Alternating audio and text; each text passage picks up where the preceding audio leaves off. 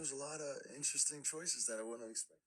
I'm Austin Butler, and this is Lookbook with British Esquire. And right now, I'm going to walk you through some of my favorite looks. This is the pink suit. So this is from the Louisiana Hayride, which is the moment in the film where Elvis first experiences the keening of the crowd. It's actually, there's this true story that Elvis, when he first went out on stage, he says his eyes were twitching, his shoulders were twitching, his legs were moving, and it was just all coming out of this excitement of the music and some stage fright. And then these girls started screaming, and he didn't know what they were screaming at. And so he asked his manager at the time, "What are they screaming at?" And they said, "Well, it's the way you're shaking and your eyes are twitching and your shoulders moving." And so he says, "I went out there and I did it some more, and I've been doing it ever since." So that's this moment in the film, and Elvis's favorite colors were pink and black. So, but he's wearing pink in the '50s, which I just think is so brave and awesome. How long did it take to perfect that? I mean, I had a year and a half before I started shooting where I didn't do anything else but obsess about him. So, yeah, it's probably about that amount of time. All right, now we're on to the Met Gala look. So, yeah, this was Prada made this, and it was the jacket is this. It's inspired by a bolero jacket that Elvis wore in the '50s, which has sort of a notch right where the buttons attach. And yeah, we were trying to decide which way to go with this, and Prada had this idea of the color black being sort of their theme of all the clothes that they were wearing at the Met that year. And yeah, and then the brooch is Cartier they had to take it out of the archive. It's one of those pieces that are only in museums and they don't usually let people wear. So I was very honored that they let me wear that. And but there's a security guard there the whole time who just made sure that I didn't lose it because it was one of those priceless pieces.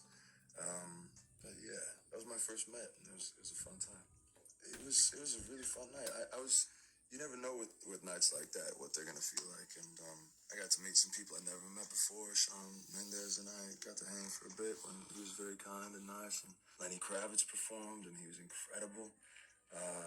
Who else got to at our table? It was mostly the Elvis table, and Kendall Jenner, and Kendall was very sweet, and that was our first time meeting, so she was very kind. Yeah, it was a good night. Let's see. Number 5. Oh, this is from the other day. This is in Cannes. This was at the photo call the day after the premiere of Elvis, and this is what am I wearing? I'm wearing the Row here. These Jacques Marie glasses. It's my new favorite watch. I'm loving that Cartier watch.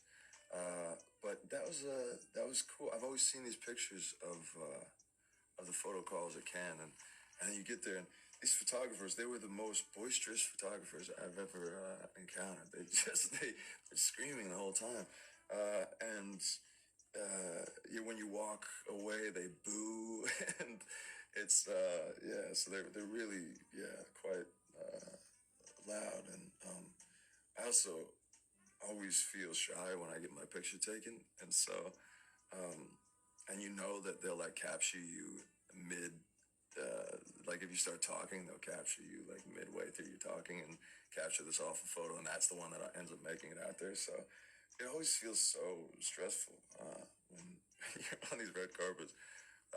But I feel like over time I've got more comfortable with it. But this is this was a fun day.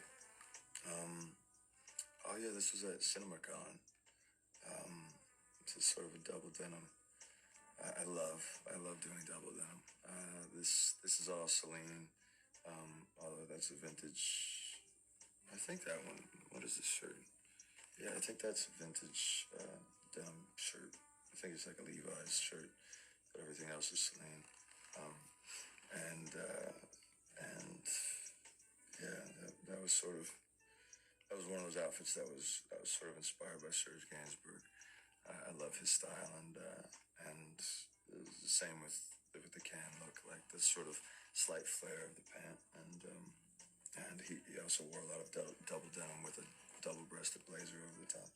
And just there's that timeless thing of that period in fashion where you look at the pictures of Paul Newman at the Venice Film Festival, and just how classic and timeless he is, and Brando around that time, and there's that thing where it never feels like there will be a point that they're not classic, and so yeah, I really admire their style. This was the first performance that I filmed in the movie, and this is Elvis's '68 special, and the black leather. Yeah, look at that. It feels so cool being draped in double leather. You can't help but walk different. And I had a lot of fun shooting this. This was one of those scenes that I'd worked for a year and a half before this moment of walking out on stage, and I hadn't lived any other life besides this. And then suddenly here's the moment of truth where I got to walk out there and perform one of Elvis's most iconic moments, and it was terrifying. But right before I walked out, it really hit me that while this feels like a make or break moment in my life and in my career, this was a make or break moment in Elvis's life and in his career. And so it wasn't that I needed to not have that fear. It was the same thing in a way that he was feeling. So I could take that and then go out there and learn from him, which was he always built a rapport with the audience. And once you start feeling the love of the audience, or you start seeing genuine smiles or a girl blushing, it just it transcends what I felt that moment would be, and so this was a magical day for me, and yeah, very fun to do. Yeah, so this look took about 5 hours in the chair, I believe, in the morning to because they're very subtle prosthetics that I had in this moment, and just to get everything right. Yeah, I think it was about somewhere between 4 and 6 hours. I think I was in the chair. Yeah, so you get there really early in the morning. Oh, this look! Wow, this is interesting. You chose this one. This is this was the first time I actually ever went to a fashion week. This was in Milan, and this was going to the Dolce & Gabbana show. I just sort of, yeah, I remember. This is funny. This is a long time ago, but I remember the comfort. This is like a silk shirt, and it just was so comfortable. It was like wearing a pajama top.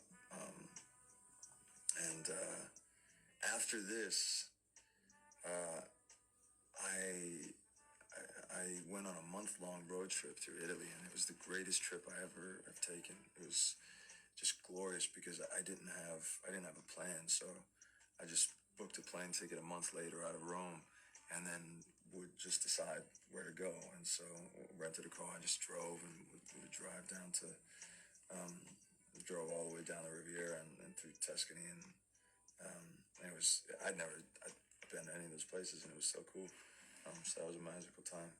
I forget how many years ago that was. You chose a lot of interesting choices that I wouldn't have expected. So this is from Once Upon a Time in Hollywood. This is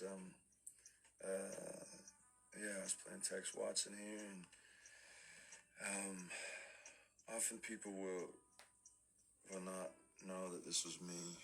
I did this because I feel like I look quite different. I got the dark long hair, and they asked me to grow out facial hair, which, especially at this time, it didn't grow out thick at all, and then they darkened it, and so I looked really ratty, and they made my teeth all gross, and yeah, but I like the cowboy hat, and I still have the cowboy boots I wore in this to this day. I still wear those.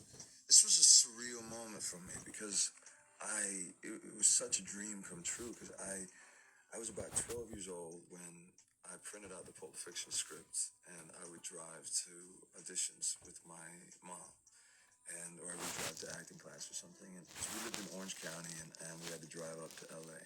It was was wildly inappropriate, but I would read the Pulp Fiction script out loud to my mom, and I just loved it. It was like it became my favorite. The idea of the brilliance of writing in a film, I don't think I'd ever fully grasped that before. And then suddenly I thought, I gotta read the words that led to this movie being made. And so from about that age, it was always my dream to work with Quentin. And at a certain point, I started seeing that, he says he's only going to do 10 films. And I was going, oh man, I'm running out of time. And I was doing a play in New York called The Iceman Cometh with Denzel. And I was in the middle of the run, and I got this call that Quentin was casting a part, and I was at the right age for it. And so I put myself on tape for it right before going to the theater. And I thought, I'm just going to send that out. I have no idea what's going to happen. And then he responded to it, and he wanted me to fly out and meet him in LA. But I was doing the play, and so I only had one day off, and it was Monday. And so I finished the play on a Sunday. I flew to LA. I got a couple hours of sleep. I woke up the next day and met with Quentin. I didn't even know what part I was auditioning for.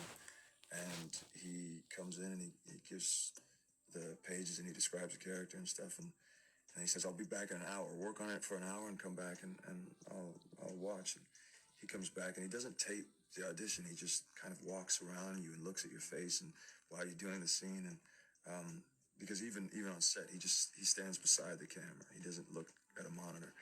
I ended up auditioning basically that entire day. They take away your phone, so that way you can't take a picture of the script at all. And by about 9 p.m. that night, Quentin gave me the part. I flew back and did the play on a Tuesday, and I was just floating on cloud nine because I was about to get to work with my hero. So that's cool. Thank you for watching, and